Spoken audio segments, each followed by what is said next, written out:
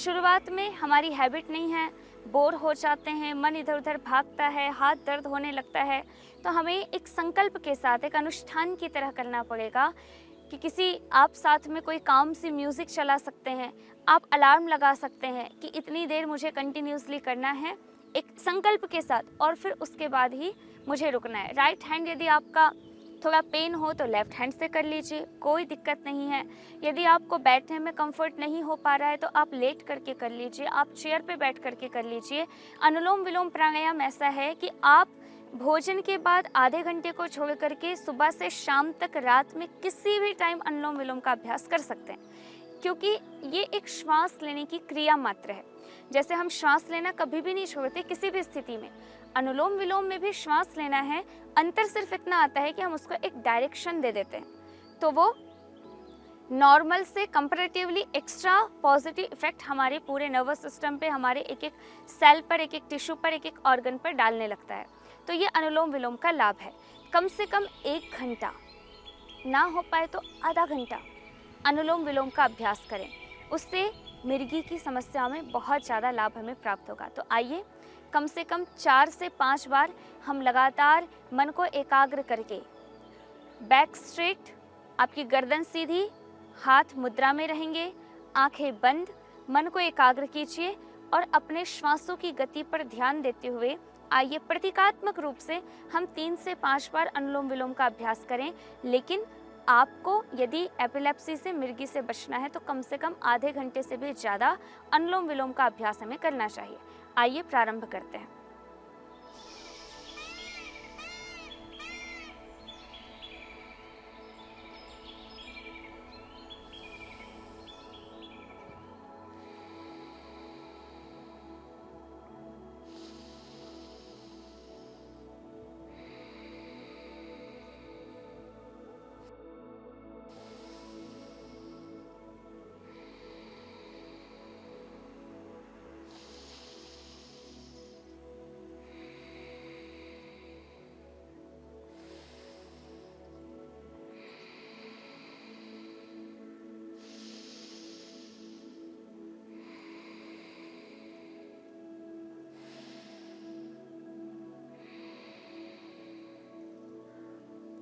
इस तरह से 2 मिनट से 5 मिनट से शुरू करके 10 मिनट, 15 मिनट्स, आधा घंटा हम अनुलोम विलोम करने की प्रैक्टिस अपनी बनाएं, अपनी हैबिट बनाएं, अभ्यास बढ़ाएं।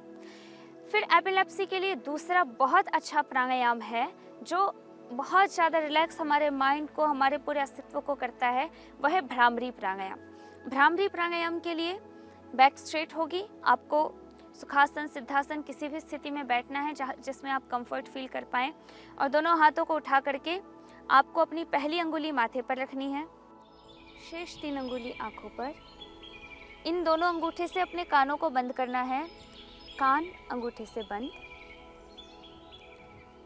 और मुख और नासिका से ओंकार का नाद एक भ्रमर की तरह, जैसे भौरे गुंजन करते हैं उस तरह से गुंजायमान होना चाहिए ओम की ध्वनि।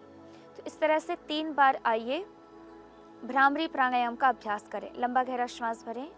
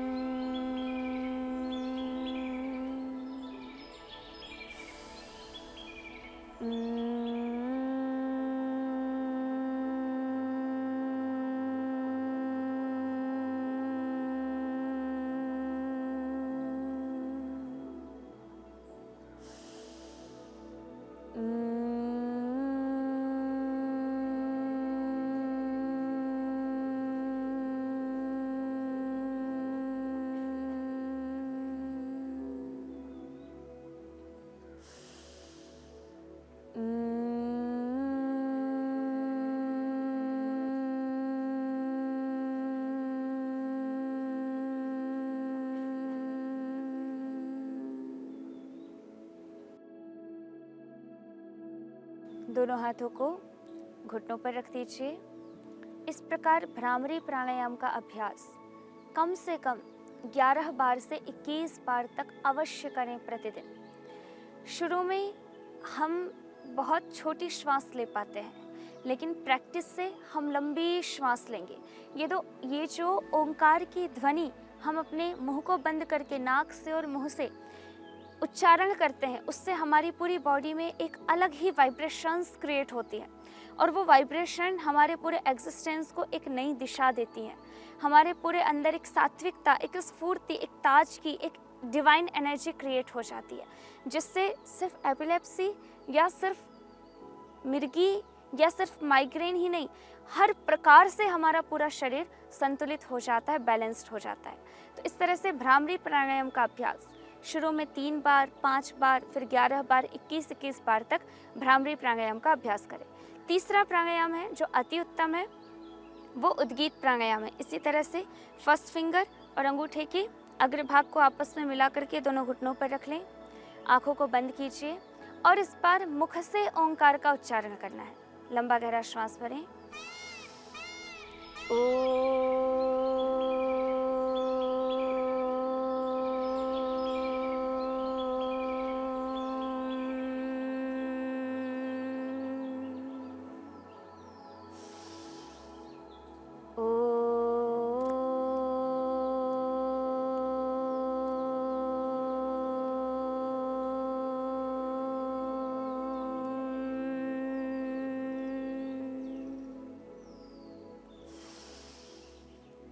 ओ